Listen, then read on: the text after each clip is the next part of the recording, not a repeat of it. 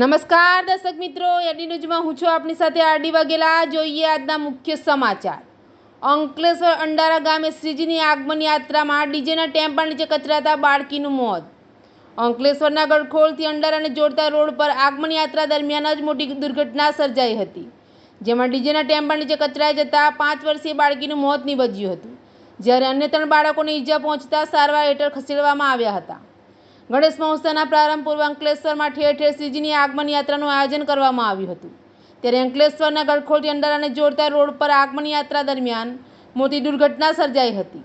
અંકલેશ્વરના અંડારા પાસે છાપરા પાટે આવેલ હરિકૃપા સોસાયટીમાં ગણેશ સ્થાપના પૂર્વે આગમન યાત્રાનું આયોજન કરવામાં આવ્યું હતું, જેમાં સોસાયટીમાં રહેતા પ્રવીણ રમાકાંત સિંઘ અને તેમની પરિવાર પણ જોડાયો હતો। આગમન યાત્રા દરમિયાન પ્રવીણ સિંઘની 5 વર્ષની દીકરી નવ્યા સહિત અન્ય બાળકો અને સોસાયટીના સભ્યો ડીજેના ટેમ્પાની પાછળ નાચી રહ્યા હતા। તે દરમિયાન ટેમ્પો અચાનક જ રિવર્સ આવી જતા બાળકો પર ફરી વળ્યો હતો, જેમાં ગંભીર ઈજાના પગલે 5 વર્ષીય નવ્યાનું મોત નીપજ્યું હતું, જ્યારે દિયાન, જનક અને કૃષ્ણા નામના બાળકોને ઈજા પહોંચતા તાત્કાલિક સારવાર અર્થે હોસ્પિટલ ખસેડવામાં આવ્યા હતા।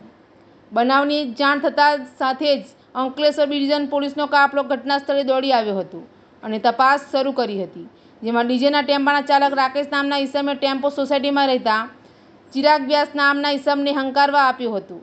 તે દરમિયાન ચિરાગ વ્યાસનો સ્ટેરિંગ પરનો કાબુ ન રહેતા આ દુર્ઘટના સર્જાઈ હોવાનું સામે આવ્યું છે।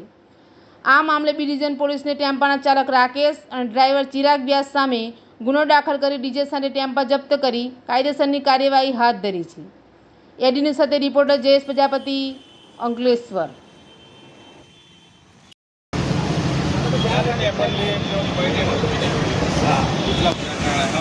हाँ